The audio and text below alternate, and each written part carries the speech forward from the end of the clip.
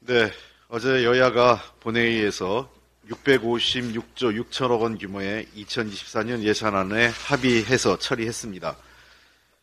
민주당이 노력한 2024 예산 성과를 국민께 말씀드리겠습니다. 유례없는 경제, 민생 위기 앞에 국민 고통을 덜어드리기 위한 예산 확보에 최선을 다했습니다.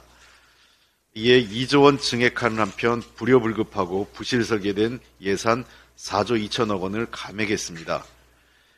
이번 예산의 의미를 몇 가지로 보면 첫 번째, 위기 경제와 민생을 위한 민생 경제 예산 확보를 위해 최선을 다했습니다. 지역 경제, 골목 상권 보호와 서민 물가 부담 경감을 위한 지역 상품권 3천억, 영세 소상공인 전기료 인상분 일부 지원 사업 2,500억, 소상공인 취약차주의 이자 감면 3천억 원 등 소상공인 자영업자 예산을 대폭 확보했습니다. 그리고 두 번째는 아이부터 어르신까지 서민과 중산층을 위한 국민 예산을 확보했습니다. 민주당이 추진 중인 요양병원 간병비 관련 예산이 반영됐고 민간 어린이집 급식 안전 금액을 증액했습니다. 또한 온 동네 초등돌봄 시범사업 추진 부대 의견을 반영시키는 등 보육 예산 관련 예산을 대폭 증액했습니다. 그 외에도 전세사기 피해자 방지, 희귀질환자 의료비, 그리고 중증장애인 자립생활 지원, 여성폭력 대응 등 취약계층 예산을 대폭 반영했습니다. 세 번째는 미래성장 동력을 위한 미래 예산을 확보했다는 겁니다. 우선 대폭 감액된 R&D 예산을 6천억 원 순증했습니다. 특히 기초연구과제비 추가 지원, 기업 R&D 종료과제 내 인건비 한시 지원 등 신진 연구자들이 계속 도전하고 연구할 수 있도록 하는 예산이 반영됐습니다. 넷째는 청년은 대한민국의 미래입니다. 청년 미래 예산이 1,400억 원 넘게 증액됐습니다. 690억 추가 투입해서 올해 종료 예정이었던 청년 월세 특별 지원을 1년 연장을 했고요. 청년 내일 채용공제, 청년 일자리 도약 장려금, 빈 일자리 청년 취업 지원금, 그 다음에 청년의 1,000원의 아침밥 등 여러 가지 청년 관련 예산이 포함됐습니다. 다섯 번째는 새만금을 포함해서 지역경제 활성화 예산이 확보됐습니다. 오늘 통과된 예산이 국민을 위해 제대로 쓰일 수 있도록 철저히 관리 감독하겠습니다. 민주당은 앞으로도 국민에게 힘이 되는 정당이 되도록 최선을 다하겠습니다. 한동훈 법무장관이 비대위원장이 되셨습니다. 잘 되시기 바랍니다. 경험 부족이나 법무부 장관에서 비대위원장으로 바로 가는 것이 맞느냐 이런 여러 가지 얘기가 있지만 여당의 선택에 대해 왈가왈부하고 싶지 않습니다. 대한민국이 어렵고 우리나라를 둘러싼 국제 정세가 매우 긴박합니다. 여당이 책임 있게 잘 해야 합니다. 이제 검사 시절의 한동훈이 아닌 정치인 한동훈으로서의 유능함과 실력을 보여주시기 바랍니다. 그러기 위해선 첫 번째 한 가지 덧붙이면 윤석열 대통령과의 관계를 잘 설정해 주십시오.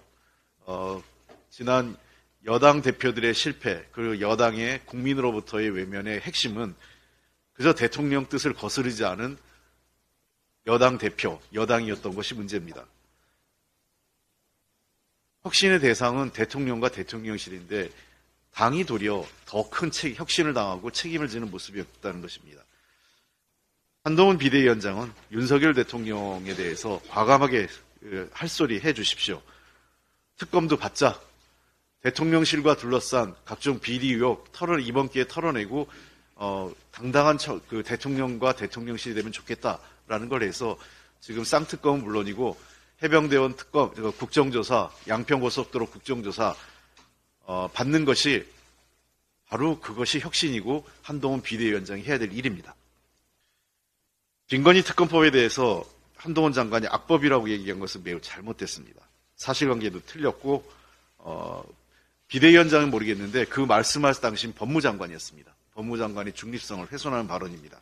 특히 특검 수사가 총선 기간 때 하는 것은 악법이다 이렇게 얘기하는데 글쎄요. 한동훈 법무장관이었다면 이렇게 말씀하셨을 것 같아요. 검찰은 범죄자가 있고 그 범죄를 저지른 행위가 있다면 언제 어디서나 수사를 하는 게 검찰입니다.